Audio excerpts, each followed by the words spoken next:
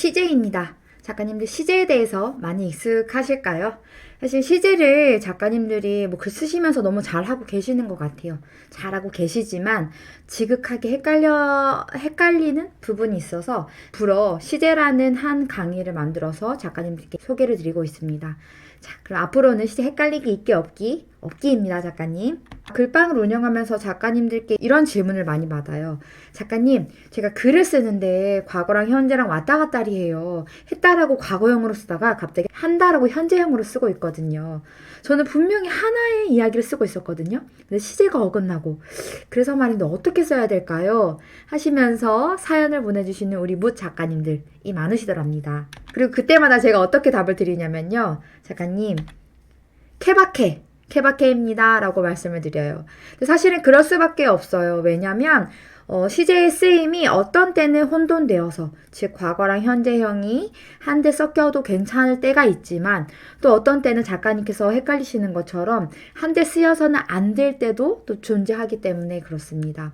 그러니까 케이스 바이 케이스예요. 무슨 말이냐면 직접 작가님들의 글을 읽고서 작가님 지금 올바로 쓰고 계신 게 맞아요 하고 맥락상 판단할 수가 있는 문제인데, 그래서 제가 드릴 수 있는 말씀은 아쉽게도 작가님이 글을 보여주시지 않는 한은 케이스 바이 케이스입니다 라고 밖에 말씀을 드릴 수가 없었죠. 그럼에도 불구하고 일단 우리 글방에서 작가님들께 강의로 인사를 드리려면 뭔가 좀 정립된, 좀 정해진 틀이 있어야겠다. 그래서 지금부터 작가님께 얘기를 드릴 것은 시제가 혼돈되어서 잘못 쓰인 예시, 그리고 반대로 잘 쓰인 예시에 대해서 제가 이 두 가지 케이스를 나눠서 작가님들께 설명을 드리려고 합니다. 그러면 작가님들이 앞으로는 글을 쓰실 때 이런 경우로 내가 썼었구나 하는 것을 판단하시면, 잘못 쓰셨다면 고치시면 되는 거고, 그게 아니었다면 내가 잘하고 있었네, 오케이, 그냥 keep going, 가자 하는 대로 쓰시면 되겠다. 일단 그 전에 우리 시제부터 알아야겠습니다. 시제란 뭘까요?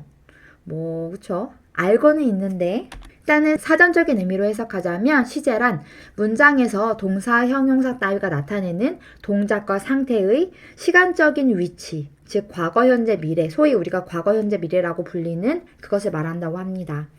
어렵진 않죠, 여기까지. 그런데 우리가 글을 쓸 때 시제가 뭔지를 달달달달 외워가지고 그래 반영할 건 아니잖아요. 그쵸?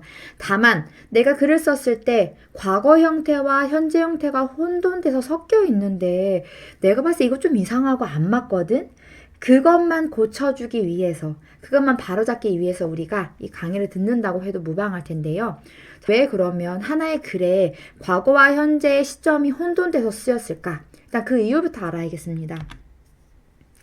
저는 그 시작은 이렇게 생각해요. 작가님들이 일단 과거형과 현재형 시제가 하나의 글에 같은 이야기, 즉 하나의 글에 섞이면 안 될 거라는 잘못된 가설을 가지고 계시기 때문에 일단 혼란이 시작됐을 거라고 생각을 합니다.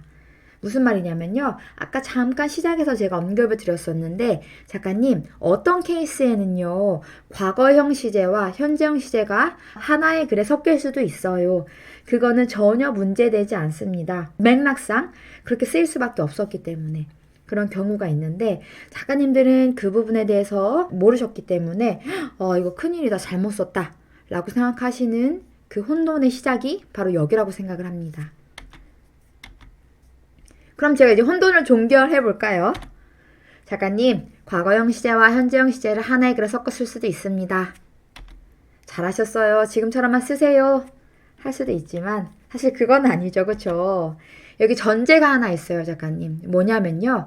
글이 된다면, 아까 제가 맥락이라는 얘기를 했었는데, 맥락상 과거형 시제와 현재형 시제가 했다와 한다가 동시에 섞여 있을 수 있다면, 그게 말이 된다면, 그러니까 즉 글이 된다면 작가님 그렇게 섞어 쓰실 수도 있는데요. 반대로 글이 안 되는 섞임이면 당연히 작가님께서 글을 잘못 쓰신 거겠죠. 시제를 혼돈해서 쓰셨고, 이때는 현재가 쓰여야 되는데 과거형으로 썼거나, 이때는 과거형이 쓰여야 되는데 현재형으로 쓰였거나, 본인이 쓰시다가 그 시제가 왔다 갔다, 그 시간의 범주를 본인 스스로가 왔다 갔다 하셨다는 것, 그때는 무조건 고치셔야지 독자가 받아들일 때 편하게 받아들일 수 있겠죠.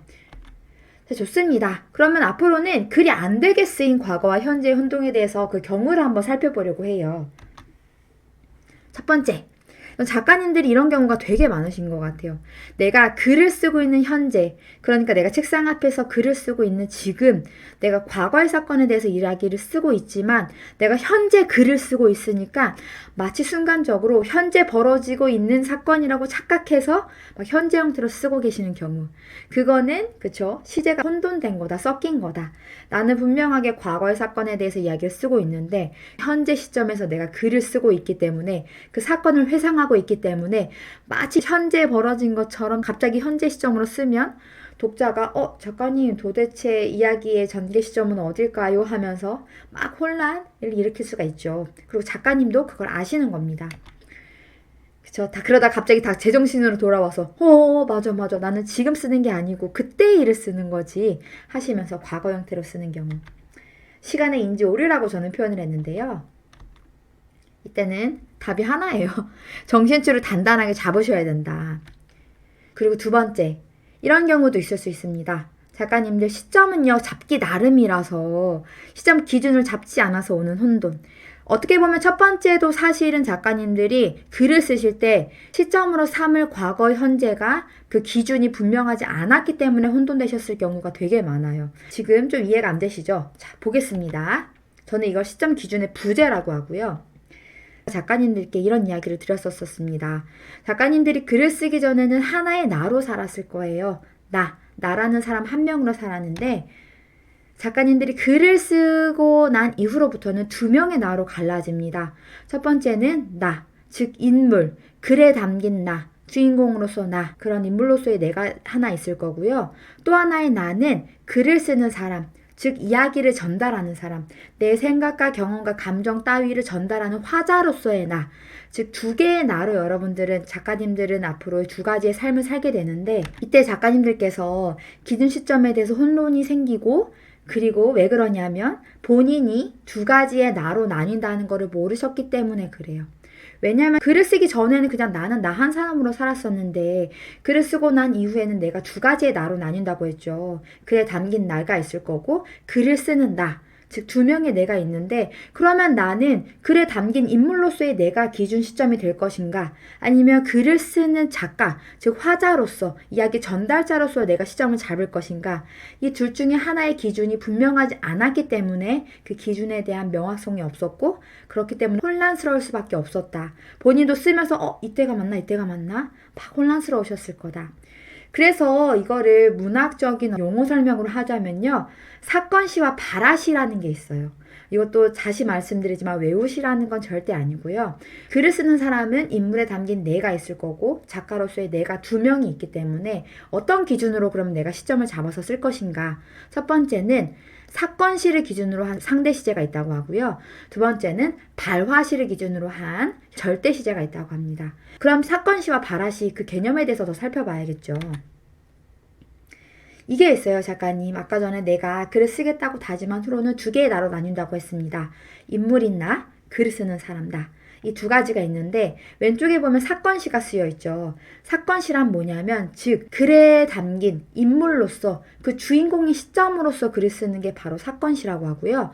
발화시는 발화자, 즉 발화, 내가 글을 쓰는 시점을 기준으로 현재를 잡았을 때를 발화시라고 한다고 생각하시면 됩니다. 우리가 두 가지 기준에 대해서 알았으면 앞으로 글을 쓸 때는 둘 중에 하나의 기준을 세우고 나서 글을 쓰면 우리가 시제에 대한 혼란이 없을 거예요. 그래서 첫 번째 보시면요. 아까 사건시가 있었습니다. 즉 글에 담긴 인물, 즉 주인공으로서 내가 그때의 사건을 기준으로 해서 현재를 잡는다면 이런 식으로 진짜 현재는 여기 있어요. 왜냐하면 내가 글을 쓰는 화자로서는 항상 존재하기 때문에 내가 글을 쓰는 화자로서는 현재 지금이지만 내가 사건시를 기준으로 하겠다고 결정을 했으면 내가 세운 사건, 그 현재의 기준이 이때이기 때문에 이때를 기준으로 한 게 과거가 되고요. 두 번째는 발화시가 기준한 경우입니다. 뭐냐면요. 나는 이번에는 글을 쓰는 현재를 기준으로 내가 시점을 세울 거야. 지금이 나의 현재고 글을 쓰는 현재도 나의 지금이야 하면서 이때를 기준으로 쓰는 거기 때문에 이것에 지난 시간이 전부 다 과거가 됩니다. 그렇죠? 그러면 아까 전에는 이때가 기준되니까 이때를 기준으로 해서 앞선 시간이 과거가 되는데 이때는 이때를 기준으로 한 모두가 과거가 된다. 그 차이. 그래서 작가님들이 앞으로 글을 쓰실 때 이 두 가지의 기준 중 하나만 명확하게 쓰시면 앞으로는 시제에 대해서 혼란스러운 일이 없으실 거예요. 그리고 참고로 말씀드리면 어쨌거나 결과적으로 보면 두 경우 과거형으로 쓰인다는 거는 매한 가지예요. 다만 이 구간에서 혼란스러울 뿐이고 그 구간에서 혼란스러우시니까 작가님들이 갑자기 현재형으로 썼다가 과거형으로 썼다가 오락가락이 되는 건데, 다시 말하지만 사건 시를 기준으로 잡을 것인지 아니면 발화 시를 기준으로 잡을 것인지 그 기준만 작가님이 명확하게 세우시고 쓰면 앞으로는 이렇게 글에 드러난 어떤 맥락적인 혼란은 없을 것이다. 자, 그쵸? 현재로 삼을 기준, 사건 시인지 발화 시인지 둘 중 하나만 잡고 가시라는 것. 자, 그러면 이런 경우도 있을 수 있어요. 앞서는 제가 글이 안 되는, 반대로 아까 전에 글이 되는 섞임도 있다고 했어요. 글이 되는 섞임에서는 작가님이 현재 시제와 과거 시제를 막 섞으셔도 상관이 없어진다 하는 것. 이 경우는 딱 한 가지인데요. 뭐냐면요. 과거는요, 항상 과거 시간으로 쓰이지만요, 현재 형태는요, 시간으로 쓰이지 않은 경우가 있어요. 이때는 뭐다? 시간과 시간 섞임이 잘못 드러난 게 아니라 현재 형태로 쓰인 그 쓰임이 시간의 형태로 쓰인 게 아니기 때문에 과거 형태와 현재 형태로 쓰인 그 문장이 섞여도 전혀 문제가 안 생긴다. 지금 좀 어려우실 수 있는데요. 계속해서 보시다 보면 아마 이해되실 겁니다. 그러니까 이때는 과거형과 현재형을 올바르게 섞어 쓰고 있는 상태를 말한다. 과거와 현재의 조화라고 하죠. 다시 말하지만 과거 형태로 쓴 것은 항상 시간의 의미로서 나타냅니다. 뭐뭐 했다, 뭐뭐 갔다, 뭐뭐 이었다, 뭐뭐 되었다 하는 것들. 시간적 시점으로 봤을 때 지금보다 과거, 현재보다 과거를 말하지만 현재 형태로 쓰인 것, 한다, 이다, 된다, 간다 뭐 이런 것들은 시간으로 쓰일 때도 있고요. 그렇지 않을 때가 있습니다. 그리고 다시 말하지만 현재 형태가 시간으로 쓰이지 않은 문장과 과거 형태가 시간으로 섞인 그 쓰임이 조합됐을 때 그거는 절대 문제가 되지 않아요. 작가님께서 잘하고 계신 거다 하는 것. 그래서 두 번째 시간에는 우리가 이 쓰임에 대해서 같이 살펴보려고 해요. 지금은 아마 너무 막연하고 개념이 안 잡히실 텐데 괜찮습니다. 두 번째 시간을 통해서 이게 바로 현재 형태로 쓰였지만 시간의 의미를 나타내는 문장은 아니었구나. 오케이. 이렇게 써도 상관이 없겠다 하는 것들을 작가님들이 감을 잡으실 겁니다. 그래서 이번 주 미션은 없습니다, 작가님. 미션이 없을 때도 있어요. 미션 없고요. 바로 연달아서 두 번째 시제 강의 넘어가시면 너무 좋겠습니다.